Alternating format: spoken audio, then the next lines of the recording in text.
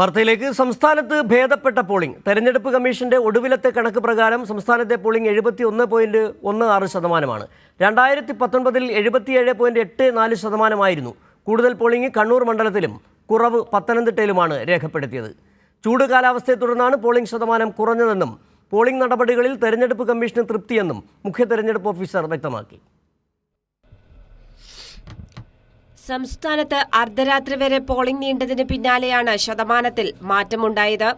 ആകെ വോട്ടർമാരിൽ 71.16% വോട്ടർമാരാണ് അവരുടെ സമ്മതിദാനാവകാശം വിനിയോഗിച്ചത്. ഏറ്റവും കൂടുതൽ പോളിംഗ് രേഖപ്പെടുത്തിയത് വടകര മണ്ഡലത്തിലാണ്, 78.08%. കുറവ് പത്തനംതിട്ട മണ്ഡലത്തിലും 63.35%. കണ്ണൂർ 76.92%, കാസർഗോഡ് 75.94%, കോഴിക്കോട് 75.42%, ആലപ്പുഴ 74.90%, പാലക്കാട് 73.37%, വയനാട് 73.48%, ആലത്തൂർ 73.20%, മലപ്പുറം 72.90%, തൃശൂർ 72.79%, ചാലക്കുടി 71.84%, ചാലക്കുടി 71.84% പോളിംഗ് രേഖപ്പെടുത്തിയപ്പോൾ 70% പോളിംഗിലെത്താത്തത് മണ്ഡലങ്ങൾ ഇവയാണ്: തിരുവനന്തപുരം 66.46%, ആറ്റിങ്ങൽ 69.40%, കൊല്ലം 68.09%, മാവേലിക്കര 65.91%, കോട്ടയം 65.60%, ഇടുക്കി 66.53%, എറണാകുളം 68.27%, പൊന്നാനി 69.21% എന്നിവയാണ്. 96% പോളിംഗ് ബൂത്തുകളിലും 6 മണിക്ക് തന്നെ പോളിംഗ് പൂർത്തിയായതായി മുഖ്യ തെരഞ്ഞെടുപ്പ് ഓഫീസർ സഞ്ജയ് കൌൾ വ്യക്തമാക്കി. ചൂട് കാലാവസ്ഥയെ തുടർന്നാണ് പോളിംഗ് കുറഞ്ഞതെന്നും അദ്ദേഹം പറഞ്ഞു.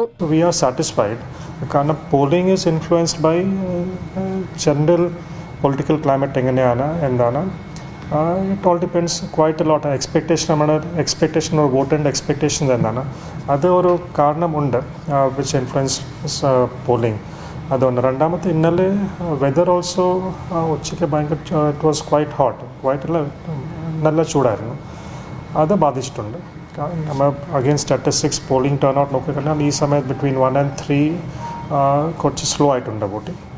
Palakkad, Thrissur, Malappuram, Kozhikode it was very hot. ആകെ വോട്ട് ചെയ്തവരിൽ 70.57% പുരുഷന്മാരും 71.72% സ്ത്രീകളും 40.05% ട്രാൻസ്ജെൻഡർ വിഭാഗത്തിൽ നിന്നുള്ളവരും ഉൾപ്പെടുന്നു. വീട്ടിൽ വോട്ട് ചെയ്തവർ 1,65,205 പേർ. പോസ്റ്റൽ വോട്ട് ചെയ്തവർ 39,111 പേർ. ഇതുകൂടി മണ്ഡലാടിസ്ഥാനത്തിൽ ചേർത്തതിനു ശേഷമാകും ഔദ്യോഗികമായ അന്തിമ പോളിംഗ് ശതമാനം വ്യക്തമാകുക. കൈരളി ന്യൂസ്, തിരുവനന്തപുരം.